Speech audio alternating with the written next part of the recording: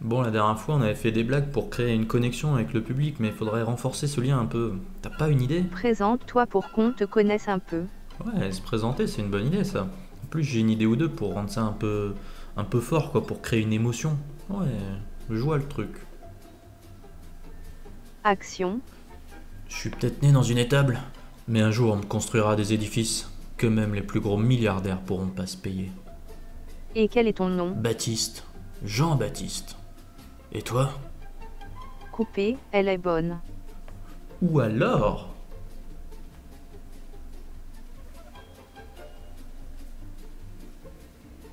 mon nom est Maximus Decimus Meridius, commandant en chef des armées du Nord, général des légions Félix, mari d'une femme assassinée, père d'un fils assassiné.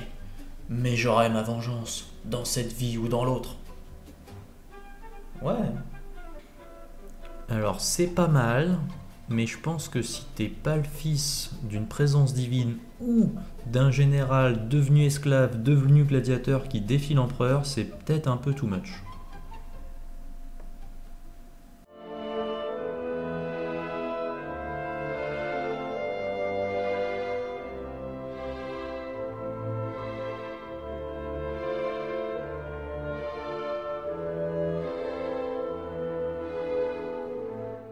Et bonjour à tous et bienvenue dans ce nouvel épisode du comptoir.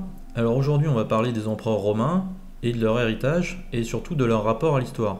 Alors pourquoi? Parce que déjà c'est un sujet assez intéressant, notamment parce qu'on va s'interroger sur la façon dont on écrit l'histoire, mais aussi et surtout ça fait un lien avec le prélude, donc ça m'arrange pas mal quand même.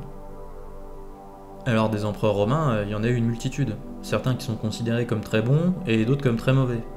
Mais avant de voir pourquoi, on va en citer quelques-uns. Alors dans ceux qui sont considérés comme des bons empereurs, il faut tout d'abord parler d'Auguste, donc Octave, qui était le fils adoptif de César, qui deviendra par la suite Auguste et le tout premier empereur romain, et il met surtout fin à 15 ans d'anarchie et de guerre civile. Il est considéré comme un bon empereur parce qu'il va ramener la stabilité dans l'empire, et il va continuer à l'étendre. Et en plus, il restera quasiment 40 ans au pouvoir, signe d'une grande stabilité. On peut également parler de Trajan. Donc Trajan, c'est un empereur qui arrive au pouvoir peu de temps après l'assassinat de Domitien, et c'est sous son règne que l'Empire romain va connaître son extension maximale et donc son apogée. Il reste également très célèbre pour la colonne Trajane, une fresque qui raconte l'épopée de ses légions. Enfin, côté bons empereurs, on peut également citer Marc Aurèle, qu'on voit au début du film Gladiator, qui était un empereur considéré comme philosophe, le seul de l'histoire, qui lui a passé quasiment tout son règne à lutter contre les barbares pour préserver l'Empire. Néanmoins, on note aussi qu'il a persécuté les chrétiens pour préserver le culte impérial. D'un autre côté, pour ceux qui sont considérés comme des mauvais empereurs, on peut parler de Caligula, troisième empereur romain, qui était considéré comme fou, psychopathe et très brutal. On considère surtout qu'il avait un rapport très conflictuel avec le Sénat.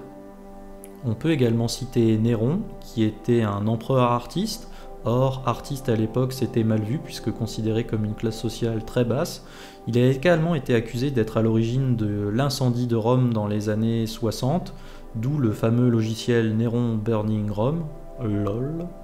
Et suite à cet incendie, il s'est servi des chrétiens comme bouc émissaire, il les a donc persécutés, et c'est pourquoi il est très mal perçu au regard de l'histoire de la chrétienté. Enfin, on peut également citer brièvement l'empereur Commode, qui a succédé à Marc Aurèle, dont l'histoire est vaguement contée dans le film Gladiator une nouvelle fois, même si c'est pas tout à fait comme ça que ça s'est passé, et qui après 16 ans de règne a donc été assassiné et considéré comme un empereur très brutal. Alors c'est quoi la différence entre un bon et un mauvais Hmm. empereur? Je l'attendais celle-là, je l'attendais. Bah, attends, mais c'est évident. Le mauvais empereur, bon bah c'est un mec quoi pour arriver au pouvoir, il a éliminé ses rivaux, il a massacré leur famille, il fait tout pour garder le pouvoir toute sa vie, il va massacrer les tribus en dehors de l'Empire pour s'étendre et prendre leurs frontières et leurs richesses, bah, c'est un mauvais empereur quoi. Alors que le bon empereur, bon bah le bon empereur, pour assurer la stabilité de l'Empire, bon bah il élimine ses rivaux, il massacre leur famille pour qu'il n'y ait pas de prétendants, pour assurer la stabilité et la richesse de l'Empire, il va conquérir des terres et tuer les tribus barbares qui voudraient l'envahir. C'est un bon empereur ça. Bon, vous l'aurez compris, quasiment tous les empereurs ont du sang sur les mains, ils ont tous intrigué pour arriver et se maintenir au pouvoir, ils ont tous ou presque, était conquérir des terres pour s'accaparer les richesses et avoir de nouveaux esclaves.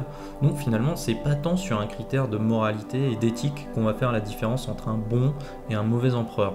Alors dans ceux qui sont considérés comme très bons, il va surtout y avoir des aspects dans la construction, le statut de l'empire au moment de leur règne, mais quand on veut voir ceux qui sont considérés comme des mauvais empereurs, il est surtout intéressant de s'intéresser sur qui écrit l'histoire et pourquoi. Alors comment il se transmet le savoir et la connaissance ? Il se transmet un peu à l'oral, mais surtout à l'écrit. Alors aujourd'hui, quasiment tout le monde sait lire et écrire, à part peut-être ceux qui écrivent SAVA, là je me permets d'avoir un doute. Mais bon, globalement on y arrive tous. Sauf qu'à l'époque c'était pas le cas. À l'époque, ceux qui savaient écrire et qui racontaient l'histoire, c'était les scribes. Et les scribes dans l'Empire romain, généralement ils appartenaient à la classe sénatoriale, c'est-à-dire le Sénat, c'est un espèce d'équivalent du Parlement, même s'il ne faut pas faire trop de parallèles, qui était donc en opposition, ou plutôt le contre-pouvoir de l'empereur. Or, étrangement, quand on regarde un peu l'histoire, on se rend compte que les empereurs qui avaient de bons rapports avec le Sénat sont souvent considérés comme de bons empereurs, ayant été justes, etc., etc. Et bizarrement, ceux qui sont considérés comme de mauvais empereurs, c'est ceux qui avaient des relations très conflictuelles avec le Sénat. Et oui, celui qui écrit l'histoire, il va pas se mettre en porte-à-faux. Donc il y a déjà ce premier aspect à avoir en tête. Alors, il y avait certes les scribes qui savaient écrire, mais un petit peu plus tard, il y a aussi le clergé de l'église chrétienne. Or, ce clergé, il va surtout valoriser sa propre histoire et montrer que l'histoire du Christ et de la chrétienté est légitime, et donc va mettre notamment en porte-à-faux les empereurs qui vont avoir persécuté les chrétiens. Et c'est notamment le cas des empereurs comme Tibère ou Néron. Donc tout ça, au fil du temps, va faire que le clergé, pour rassurer sur sa propre histoire et dire que les autres c'était des méchants, va décider de qui était, dans le passé, un mauvais ou un bon empereur. L'histoire, c'est l'histoire de celui qui l'écrit. Et pour servir celui qui l'écrit à l'époque, les historiens, les scripts et le clergé ne font pas une histoire pour raconter quelque chose de véridique. Ils racontent une vision de l'histoire qui leur est favorable pour dire que eux sont des gentils et que globalement, ceux qui leur étaient opposés, vu qu'ils ont disparu, étaient des méchants. C'est ça aussi qu'il faut bien avoir en tête. Donc si on se réfère aux historiens anciens, qu'ils soient scripts ou le clergé, on se rend compte que c'est surtout une histoire de rapport entre l'empereur et cette autorité, que ce soit le Sénat ou la religion chrétienne, et qui fait qu'ils sont vus comme quelque chose de bien ou de pas bien. Donc on a bien affaire à une vision complètement tronquée de la réalité. Il faut quand même avoir en tête qu'à l'époque, la violence était quelque chose de normal, et c'est pas tant sur ce critère donc qu'on va faire la différence. Et c'est bien au regard du rapport qu'ils ont pu avoir avec le clergé ou le Sénat. Bon, ça n'enlève pas que certains empereurs étaient mauvais, tout simplement parce qu'ils n'étaient pas bons, ou parce qu'ils étaient fous, ou complètement amorphes. Néanmoins, pour ce qui est de la qualification des bons empereurs, c'est pas tant sur une histoire de justice, c'est plus sur la stabilité qu'ils vont avoir apporté à l'Empire, la richesse et sur les grands travaux. C'est bien ça qui fait la différence, c'est sur ce qu'ils ont fait concrètement et pas le regard ou le rapport qu'ils ont pu avoir avec une autre entité, qui est celle qui raconte l'histoire. Donc en conclusion de tout ça, l'histoire c'est surtout celui de celle qui l'écrit. Et comme on dit, ce sont les vainqueurs qui écrivent l'histoire.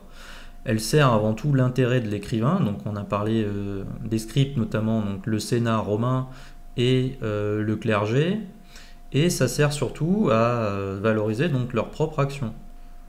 Donc en conclusion, ou je dirais même en synthèse, si on veut avoir une bonne compréhension ou une vision assez globale et réaliste de ce qui s'est passé, il faut lire beaucoup de sources, et notamment les écrivains, ou du moins les historiens récents, qui eux prennent plus de recul et qui arrivent à avoir un avis plus nuancé sur certains empereurs, notamment comme Caligula ou Néron. Donc je vous mets quelques liens dans la description de la vidéo sur des podcasts de 2000 ans d'histoire qui sont très intéressants et qui apprennent à lire en travers les lignes et aller au-delà des légendes racontées par des écrivains de l'époque. Voilà, c'est tout pour cette vidéo, j'espère qu'elle vous aura plu. N'hésitez pas à mettre un pouce en l'air ou à vous abonner si ça vous fait plaisir. En tout cas, moi ça me fait plaisir. Et je vous dis à bientôt pour une prochaine vidéo.